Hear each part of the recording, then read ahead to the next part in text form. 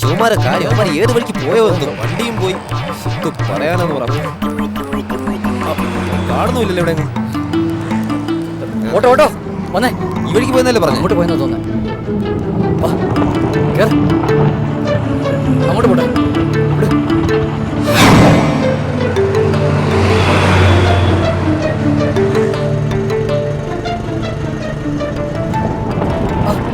നമ്മുടെ bike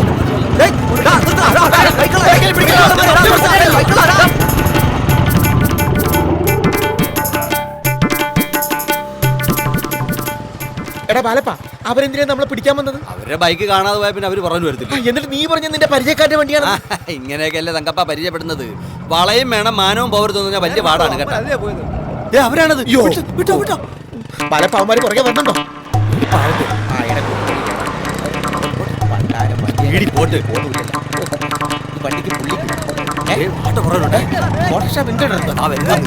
speed കൂടുതലല്ലോ. Full accident.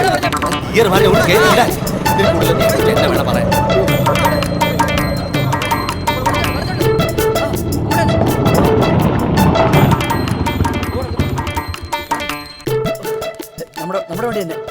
എടുക്ക് ഓക്കെ. എല്ലാം പറ്റിയാ നോക്കാം വണ്ടിക്ക്. ഹെൽമെറ്റ് എല്ലാം പൊട്ടിച്ച്. യുവമാരി എവിടെ പോയി?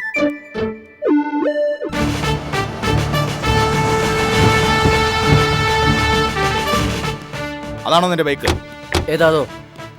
അതെന്റെ ബൈക്കല്ല, എന്റെ ബൈക്ക് കിട്ടി.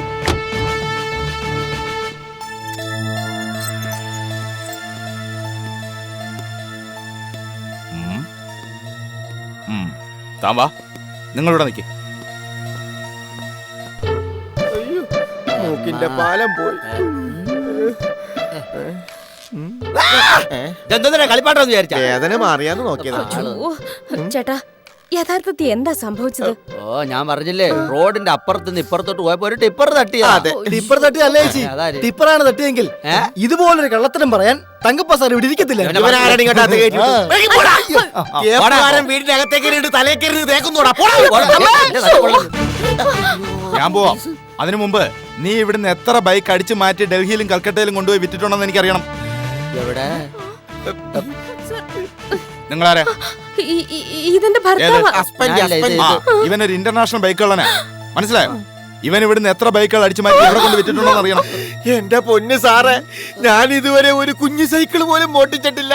പിന്നെ ഒരു അത്യാവശ്യ കാര്യം വന്നപ്പോ എടുത്തു പോയതാ. ഈ ബാലപ്പം പറഞ്ഞിട്ടാ എടുത്തത്. എന്റെ കൊശമൊട്ട് തമ്മയാണ്, ഞാൻ പറഞ്ഞിട്ടല്ലേ. നീ പറഞ്ഞു, ഇവൻ പറഞ്ഞു. സാറേ, എനിക്കൊരു കംപ്ലൈന്റും ഇല്ല. ബൈക്കിന് ഒരു 6000 രൂപയുടെ പണി വരും, അത് കിട്ടിയാ മതി. അത് ഞാൻ തരാം. ഇയാള് പറഞ്ഞ തുക താൻ എന്ന് കൊടുക്കും? 2 വർഷം കഴിഞ്ഞു കൊടുക്കാം. എന്തിന്? അല്ല, 2 ദിവസം കഴിഞ്ഞു കൊടുക്കാം. പറഞ്ഞാ പോരാ, രേഖാമൂലം ഉറപ്പ് തരണം. എന്റെ മുമ്പിൽ വെച്ചല്ലേ അവനത് പറഞ്ഞത്. തന്നില്ലെങ്കിൽ ഞാൻ അവനെ അകത്താക്കും. കൊടുക്കാന്ന് പറ. 2 ദിവസം കഴിഞ്ഞ് ഞാൻ വരും. അപ്പം പറഞ്ഞ തുക മുഴുവൻ കിട്ടിയിരിക്കണം. തരും തരും. മനസ്സിലായല്ലോ?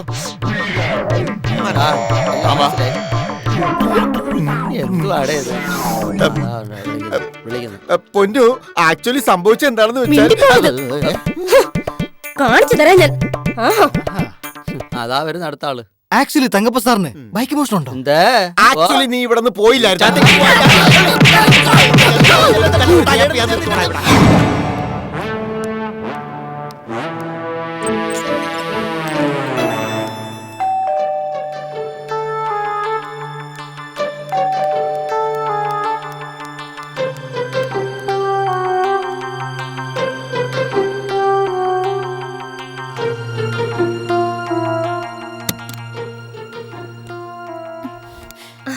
എന്ത് പറ്റി സുനിതേ? ഒരു ചതി പറ്റിപ്പോയി പൊന്നു. ഞാൻ ആ വള തട്ടാന്റെ കടയിലേക്ക് കൊണ്ടുപോകുന്ന വഴിക്ക് ബൈക്ക് വന്ന പിടിച്ചുവരിക്കാരൻ എന്റെ ബാഗ് തട്ടിപ്പറിച്ചോണ്ട് പോയി. My God, 5 പവനിൽ കൂടുതലുണ്ടായിരുന്നു. 40,000-40,000 രൂപ കൊടുത്ത് ഞാൻ വാങ്ങിയതാ. സുനിത പോലീസ് കംപ്ലൈന്റ് ചെയ്തോ? ഇല്ല, കൊടുത്തിട്ടില്ല. ഇവിടെ വന്നൊന്ന് പറഞ്ഞിട്ട്. ഇനി പറഞ്ഞിട്ടെന്താ കാര്യം? പരാതി കൊടുത്തിട്ടൊന്നും വല്ല കാര്യമൊന്നുമില്ല. എന്റെ 40,000 രൂപ പോയെന്ന് പറഞ്ഞാൽ മതിയല്ല. അത് ഞാൻ തവണകളായി തന്നു തീർത്തോളാം. തന്നേ പറ്റൂ. 5 പവന്റെ വളയാ. നിങ്ങൾക്ക് ഇത്ര ഉത്തരവാദിത്ത ബോധം ഇല്ലാതായി പോയല്ലോ. സുനിതേ, 5 പവൻ പോയത് പോട്ടെ, എന്റെ കയ്യിൽ നിന്നാണ് അത് നഷ്ടപ്പെട്ടതെങ്കിൽ എന്ത് ചെയ്യാൻ സാധിക്കുമായിരുന്നു? സഹിച്ചല്ലേ പറ്റൂ. സുനിത അതിന് തിരികെ തരാനൊന്നും നിക്കണ്ട.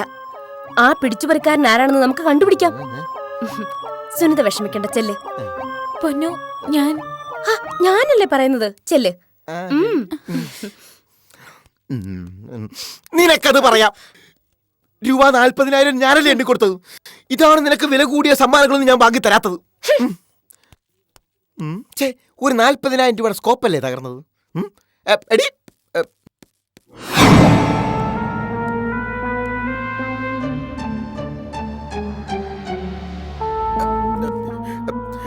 നീ എല്ലാ പരിപാടിയാണ് കളിച്ചത്? ഒന്ന് കടുപ്പിച്ച് സ്ട്രോങ് ആയിട്ട് പറഞ്ഞായിരുന്നെങ്കിൽ രൂപ 40,000 രൂപ കൊച്ചിയിൽ നിന്ന് മേടിക്കാൻ പറ്റില്ലായിരുന്ന. ശരിക്കും അതിന് എത്ര രൂപയായി തങ്കുവേട്ട? മൊത്തം 4.5 പവൻ. ഇന്നത്തെ മാർക്കറ്റ് വില അനുസരിച്ച് നീ ഒന്ന് കൂട്ടി നോക്ക്.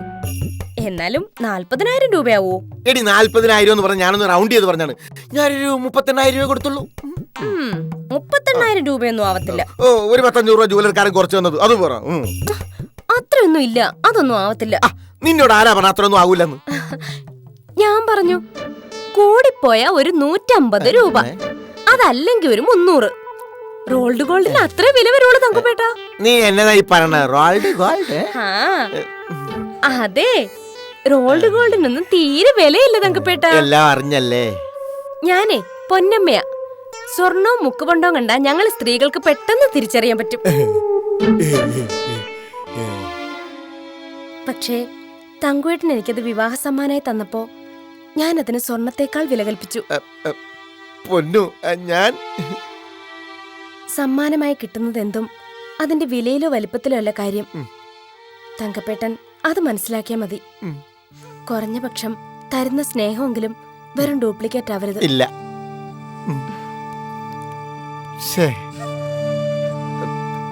കണ്ടല്ലോ, സ്വന്തം ഭാര്യയെ കൊടുക്കുന്ന സ്നേഹം ഡ്യൂപ്ലിക്കേറ്റ് ആകരുത്.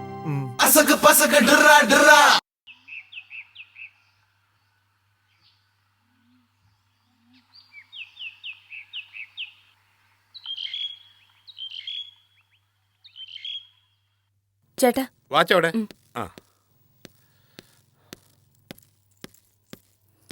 ആ സാറേ, സാറിനൊരു കത്തുണ്ട്. കണ്ടിട്ട് കത്ത് ഗൾഫിൽ നിന്ന് ആരോ അയച്ചതാണെന്ന് തോന്നുന്നു. ആരാ? ആരെനിക്ക് ഗൾഫിൽ നിന്ന് കത്തയക്കേ? ആരാന്തോ. ഓ, ഇത് കൊറേ ഉണ്ടല്ലേ. എടാ പ്രകാശ, ഇനി ഭീഷണി കത്ത് വല്ലതാണോ ചേട്ടാ? ഒന്ന് വായിച്ചേ. എടാ പ്രകാശ, ഈ കത്തെഴുതുന്ന ആളിനെ നിനക്ക് മനസ്സിലായോ? എങ്ങനെ മനസ്സിലാവാനാ? നമ്മൾ തമ്മിൽ പിരിഞ്ഞിട്ട് നീണ്ട 23 വർഷമാകുന്നു. നെടുമ്പറം UP സ്കൂളിൽ 5 മുതൽ 9ാം ക്ലാസ് വരെ ഒരു ബെഞ്ചിലിരുന്ന് പഠിച്ച നിന്റെ പഴയ ശങ്കരനാണ് ഈ കത്തെഴുതുന്നത്. ശങ്കരന്? ശങ്കരന് നിനക്ക് പിടി കിട്ടിയില്ലല്ലേ? പണ്ട് ഹരിഹരൻ സാറിന്റെ ക്ലാസ്സിൽ വെച്ച് ഡെസ്കിൽ ഉയർന്നു നിന്ന ആണിയുടെ പുറത്ത് എന്റെ കൈ വെച്ച് പ്രകാശൻ അമർത്തിയത് ഓർമ്മയില്ലേ? ആണി കൊണ്ട് വരഞ്ഞ മുറിപ്പാട് ഇപ്പോഴും എൻ്റെ കയ്യിലെ നടുവിരലിലുണ്ട്. അത് കാണുമ്പോൾ ഇടയ്ക്കിടയ്ക്ക് ഞാൻ നിന്നെ ഓർമ്മിക്കും. അയ്യോ, എന്റെ ശങ്കരൻ! ഏതായി ശങ്കരൻ? എന്റെ സ്കൂൾ ലൈഫിലെ മറക്കാനാവാത്ത കൂട്ടുകാരൻ. 5 വർഷം ഒരേ ക്ലാസ്സിൽ ഒരേ ബെഞ്ചിൽ നിന്നാണ് ഞങ്ങൾ പഠിച്ചത്. ആ പഴയ സുഹൃത്ത്. മുറ്റത്തെ പാരിജാത പൂക്കൾ, നീല പെയിന്റ് അടിച്ച വാതിലും ജനാലയും, പ്രാവിന്റെ കുറുകുറാന്നുള്ള കുറുകലുകൾ, ഇതെല്ലാം എൻ്റെ ഹൃദയത്തിൽ ഫ്രെയിമിട്ട് സൂക്ഷിച്ചിട്ടുണ്ട് ഞാൻ. നീ ഇപ്പോൾ എവിടെയാണ് കൂട്ടുകാരാ? ഞാനിപ്പോൾ ഖത്തറിലാണ്. 2 ദിവസം കഴിഞ്ഞ് ഞാൻ ജവഹർ കോളനിയിലുള്ള തൻ്റെ വീട്ടിൽ വരുന്നതായിരിക്കും. തന്നെക്കുറിച്ചുള്ള എല്ലാ വിവരങ്ങളും ഈ അടുത്ത കാലത്താണ് എനിക്ക് കിട്ടിയത്. ഞാൻ വരും. നിനക്കൊരു ഉഗ്ര സർപ്രൈസ് ആയിരിക്കും അത്. എനിക്ക് സന്തോഷമായി. എൻ്റെ കൂട്ടുകാരൻ നീ എന്തിനാണ് സന്തോഷിക്കുന്നത്? പ്രകാശേട്ടന്റെ കൂട്ടുകാരിൽ ഒരാളെങ്കിലും വിദേശത്തുണ്ടല്ലോ. ഓ, അങ്ങനെ. അല്ല, ഈ കൂട്ടുകാരനെ കുറിച്ച് ഒരിക്കൽ പോലും പ്രകാശേട്ടനോട് പറഞ്ഞിട്ടില്ലല്ലോ. സത്യം പറഞ്ഞ ഇങ്ങനൊരു സ്കൂൾ സഹപാഠിയെ കുറിച്ച് ഞാൻ ഓർത്തതേ ഇല്ല. പക്ഷെ ശങ്കരൻ ഓർത്തു. കാരണം ശങ്കരന്റെ പേരിൽ ഞാനൊരു ഉഗ്ര മുറിവ് സമ്മാനിച്ചിട്ടുണ്ട്. ആ പഠിക്കാൻ വേറെ മിടുക്കനായിരുന്നു. ഖത്തറിൽ ഏതോ വലിയ കമ്പനി ജോലി ചെയ്യാണ്. വരട്ടെ, നമുക്കും ഗൾഫിൽ ആളുകളൊക്കെ ഉണ്ടെന്ന് ഈ കാളിലെ അല്പന്മാരൊക്കെ ഒന്ന് അറിയട്ടെ. അല്ല, എന്നാ ഈ ശങ്കരൻ വരുന്നേ? 2 ദിവസത്തിൽ വരുന്നതാണ് ഇതിൽ എഴുതിയിരിക്കുന്നത്. നമുക്ക് എയർപോർട്ടിൽ പോയി സ്വീകരിച്ചു കൊണ്ടുവരണം. ഏത് ഫ്ലൈറ്റ് എവിടെ വന്ന് ഇറങ്ങുന്നൊന്നും ഇതിൽ എഴുതിയിട്ടില്ലടി. ചേട്ടനെ ഞെട്ടിക്കാൻ വേണ്ടി ചിലപ്പോ നേരിട്ട് വീട്ടിലേക്ക് വരാനായിരിക്കും അദ്ദേഹത്തിന്റെ പ്ലാൻ. എന്തായാലും നാളെയും മറ്റന്നാളും ചേട്ടൻ ലീവ് എടുത്തത് ഇവിടെ തന്നെ ഉണ്ടാവണം. ആ നമുക്ക് ശങ്കറിന് ഒരു നല്ല സ്വീകരണം കൊടുത്തു വേണം ഇങ്ങോട്ടേക്ക് കൊണ്ടുവരാൻ. ഏതോ VIP ഗസ്റ്റ് വരുന്ന ലക്ഷണം ഉണ്ടല്ലോ സാറേ. മണിയാ നീ വാടേ. എന്റെ ഒരു കൂട്ടുകാരൻ ഖത്തറിൽ നിന്ന് വരുന്നുണ്ട്. കുറച്ചു ദിവസം അവ എന്റെ കൂടെ കാണും. ഒന്നിനും ഒരു കുറവ് വരുത്തരുത്. ആഘോഷമായിരിക്കും. നമുക്കൊരു ഫോറിൻ ബന്ധു ഇല്ലെന്ന് ഇന്നലെ കൂടെ പറഞ്ഞതേ ഉള്ളൂ. ആ ഞാൻ ഇന്ന് സ്റ്റേഷനിൽ പോയിട്ട് നേരത്തെ വരാം. ശരി.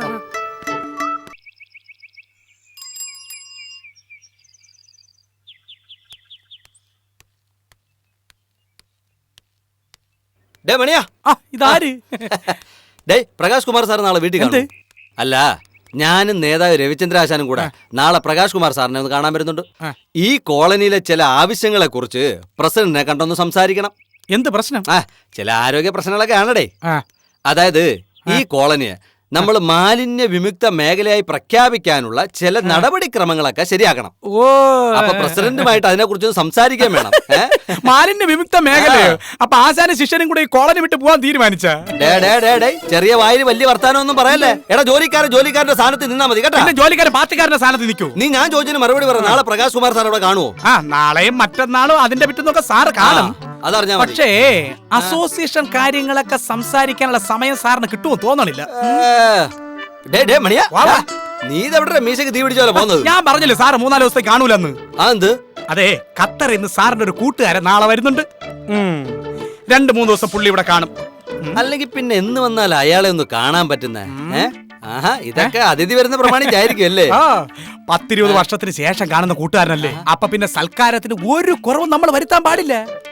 നീ ഒരു കാര്യം ചെയ്യ്, AKCPയുടെ ഫണ്ടിലേക്ക് കുറച്ച് കാശ് നീ അയാളെ നിന്ന് വാങ്ങിച്ച. എടാ ഗൾഫുകാരനല്ലേ, നല്ല കാശ് കാണും.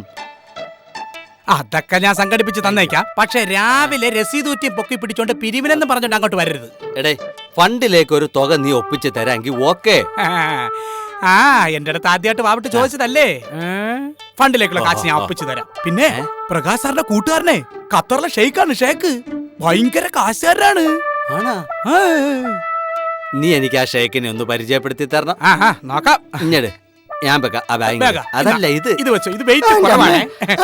അത്രയ്ക്കൊന്നും ഇല്ലെന്ന് ഞാൻ പറഞ്ഞ ഓർമ്മയുണ്ടല്ലേ? ഏത് കാര്യം? ഏത് കാര്യം എന്നാ? എടാ ഫണ്ടിന്റെ കാര്യം. Election fund.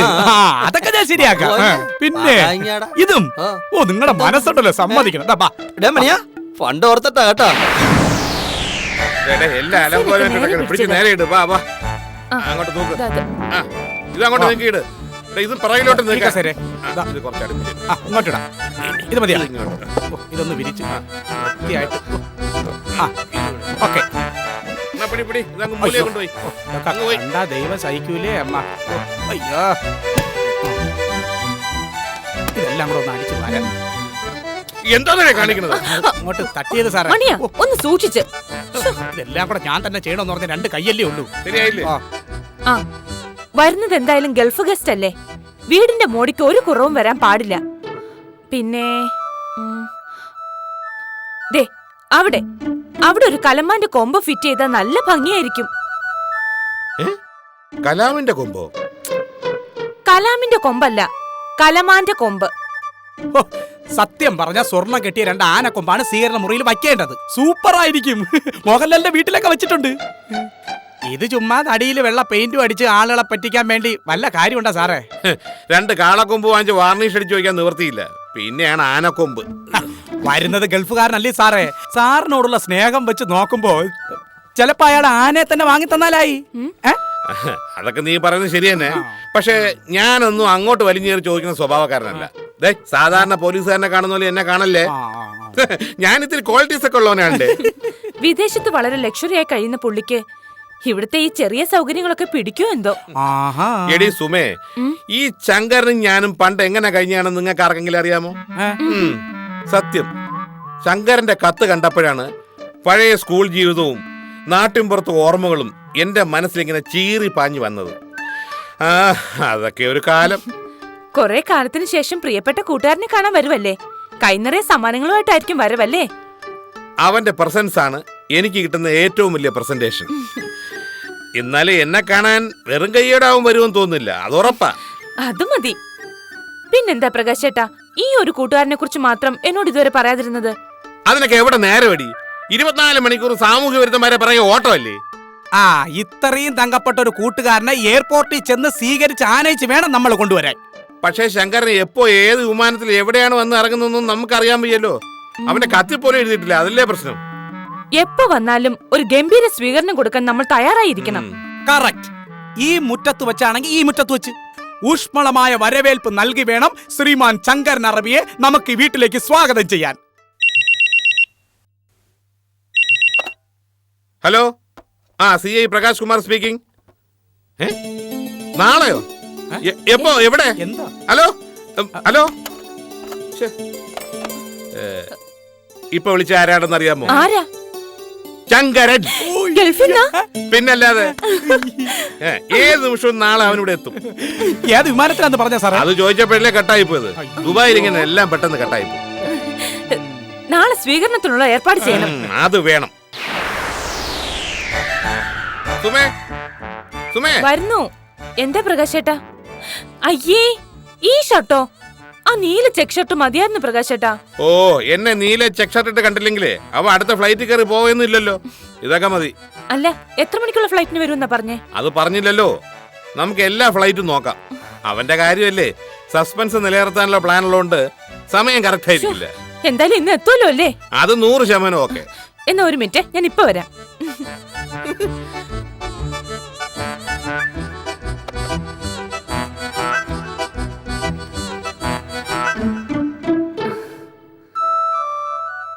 ഹലോ, മായയാണോ? മായ ഇങ്ങോട്ട് വിളിച്ചായിരുന്നോ? ഇല്ലല്ലേ? അഥവാ എന്നെ ഇങ്ങോട്ട് വിളിച്ചാലും കിട്ടാൻ സാധ്യതയില്ല. ഞാൻ സ്വല്പം തിരക്കിലായിരിക്കും. ഞാൻ പറഞ്ഞില്ലേ, എന്റെ പ്രകാശേട്ടന്റെ ഒരു സുഹൃത്ത് ഗൾഫിൽ നിന്ന് വരുന്ന കാര്യം. അവിടുത്തെ ഷേക്കാ പുള്ളി. ചേട്ടനെ കാണാൻ ഖത്തറിൽ നിന്ന് ഫ്ലൈറ്റ് കയറിയാ വരുന്നത്. ആ ശരി ശരി, വിളിക്കില്ല കേട്ടോ. ആ, ശങ്കരൻ വരുന്ന കാര്യം നീ കോളനി മുഴുവൻ പറഞ്ഞു പരത്തുവല്ലേ? അതെ, എല്ലാവരും അറിയണം. സമയം കിട്ടിയിരുന്നെങ്കിൽ നോട്ടീസ് അച്ചടിച്ച് അനൗൺസ്മെന്റ് നടത്തിയേനെ. എനിക്ക് അത്രയ്ക്ക് ദണ്ണമുണ്ട് പ്രകാശേട്ടാ. കഴിഞ്ഞ ദിവസം നിരാലംബയുടെ മീറ്റിങ്ങിനെ റോസമ്മ ചാക്കോയും മിസ്സിസ് ഖാദറും സരോജവും എല്ലാവരും അവരുടെ ബന്ധുക്കളുടെ കാര്യങ്ങൾ പറഞ്ഞപ്പോഴേ എനിക്ക് മാത്രം ഒന്നും പറയാനില്ലായിരുന്നു. അതെന്താ, നിന്റെ നാവ് ഇറങ്ങിപ്പോയോ? അതോ നിനക്ക് ബന്ധുക്കൾ ആരും ഇല്ലേ? അതല്ല, അവരുടെയൊക്കെ ബന്ധുക്കൾ എല്ലാവരും അമേരിക്കയിലും ഫ്രാൻസിലും ലണ്ടനിലും ദുബായിലും ഒക്കെയാ. എനിക്ക് മാത്ര വിദേശത്ത് ഒറ്റ ബന്ധുക്കളോ സുഹൃത്തുക്കളോ ഇല്ലാത്തത്. ആകെയുള്ളത് പ്ലാങ്കവിളയിലെ കുറെ പഴങ്കഞ്ഞികൾ മാത്രം. അങ്ങനെയുള്ള എനിക്ക് നിരാലംബയുടെ മുമ്പിൽ ഷൈൻ ചെയ്യാൻ കിട്ടുന്ന ചാൻസ് മാക്സിമം ഉപയോഗിക്കുന്നതിൽ എന്താ തെറ്റ്? ഇനി എനിക്ക് അന്റാർട്ടിക്കയിൽ കൂടി ഒരു ബന്ധുവിനെ ഒപ്പിക്കണം. അതൊക്കെ പോട്ടെ. എവിടെ അവ? എവിടെ ആ മണിയൻ? മണിയാ, മണിയാ.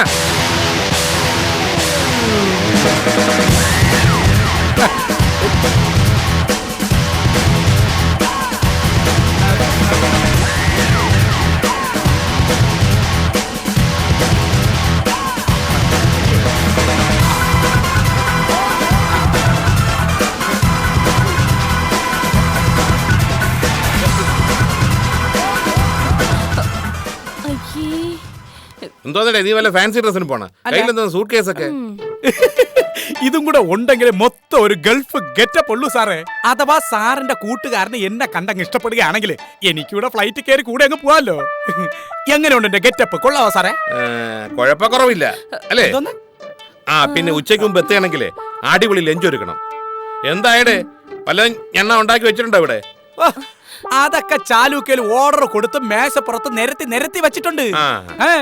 ചിക്കൻ തന്തൂരി, ചിക്കൻ പിസ്ത, ചിക്കൻ 65, ചിക്കൻ ഡ്രാഗൺ, ചിക്കൻ ബോസം, ചിക്കൻ ടിക്ക, കോഴിയുടെ മാത്രം 1/2 ഡസൻ ഐറ്റം ഉണ്ട്. പിന്നെ fish molee, fish Baluchistan, fish kurma, fish Thankamma, fish Maniyamma എന്നു വേണ്ട നാടനും ഫോറിനുമായിട്ടുള്ള മീനുകളുടെ ഐറ്റം തന്നെ 1 ഡസൻ വരും. പിന്നെ മുട്ടനാട്, ബീഫ്, പ്രാവ്, അങ്ങനെ സാറിന്റെ കൂട്ടുകാരന് ഇഷ്ടപ്പെടാത്തത് എന്താണോ അതെല്ലാം ടേബിളിൽ നിരന്നിരിക്കും. ഡേ കുറച്ച് ഒട്ടകത്തിന്റെ ഇറച്ചി വാങ്ങിച്ച് ഒരു ചില്ലി ചിക്കൻ ഉണ്ടാക്കുന്നത് നന്നായിരിക്കും. അയ്യോ ഞാനത് മണിയനോട് സൂചിപ്പിക്കാതിരുന്നില്ല. ഒട്ടകം കിട്ടിയില്ലെങ്കിൽ ഒട്ടക പക്ഷിയായാലും മതിയായിരുന്നു. അയ്യോ അതൊന്നും ഇവിടെ കിട്ടൂല ചേച്ചി. വേണമെങ്കിൽ നമുക്ക് ഈന്തപ്പഴ തോരൻ ഉണ്ടാക്കി കൊടുക്കാം. അവിടുത്തെ ദേശീയ കായാണല്ലോ ഈന്തപ്പഴം. ഡേ എന്തായാലും വേണ്ടൂല്ല. ശങ്കരന് ഒന്നിനും ഒരു കുറവും വരരുത് ഇവിടെ. പിന്നെ നല്ല ഇന്റർനാഷണൽ സ്വീകരണമായിരിക്കണം. അത് വേണം. വേണ്ടേ? നമ്മുടെ ട്രീറ്റ്മെന്റ് കണ്ടിട്ട് അവൻ ഞെട്ടണം. നമുക്കേ മുറ്റത്തോട്ട് ഇറങ്ങി നിന്ന് സംസാരിക്കാം. ഒരു VIP നമ്മുടെ വീട്ടിലേക്ക് വരുന്നത് ചുറ്റുവട്ടത്തുള്ളവരൊക്കെ ഒന്ന് കാണട്ടെ. ശരി. പ്രകാശ് ചേട്ടാ, ഇവിടെ AC ഇല്ലെന്ന് ചോദിച്ചാ പറയണം എയർ കണ്ടീഷൻ ചേട്ടന് അലർജി ആയതുകൊണ്ട് ഫിറ്റ് ചെയ്യാത്താണെന്ന്. അതൊക്കെ പറയണോ? വേണം വേണം. ഒരു സർക്കിൾ ഇൻസ്പെക്ടറുടെ വീട്ടിൽ AC ഇല്ലെന്ന് അറിഞ്ഞാലേ ചേട്ടന് അതിന്റെ നാണക്കേട്. ഞാൻ ഒന്ന് ഗൾഫിൽ പോട്ട് ചേച്ചി. ചേച്ചിക്ക് എത്ര AC വേണം? അത് ശരി. അപ്പൊ നീ പോകാൻ റെഡിയായി നിൽക്കല്ലേ? അല്ല വിസ വല്ലോ ഉണ്ടോ എന്ന് ചോദിച്ചു നോക്കാം. ഉണ്ടെങ്കിൽ ഞാൻ അങ്ങ് പോവേ. പ്രകാശ് ചേട്ടാ, നമുക്ക് ഇവിടെ കിട്ടുന്ന ശമ്പളത്തിന്റെ 5 ഇരട്ടി ശമ്പളം ഗൾഫിൽ കിട്ടുകയാണെങ്കിൽ ഒരു വിസ ഒപ്പിച്ച് ചേട്ടനും കൂടെ പോണം. ചങ്കരൻ ഷേക്ക് വിചാരിച്ച ജോലിക്കൊന്നും ഒരു ബുദ്ധിമുട്ടും കാണില്ല. പിന്നെ സാറേ, ഈ കോളനിയിലെ ഒറ്റ എണ്ണത്തിന് ചങ്കരശേഖരനെ പരിചയപ്പെടുത്തി കൊടുക്കരുത്. എന്തിനടെ ഈ കടൽ മീനിനെ നീന്തൽ പഠിപ്പിക്കാൻ പോണ? ഇത് സാറിന്റെ ഒരു കാര്യം. ഇത് വേറെ ആരോ ആണല്ലോ.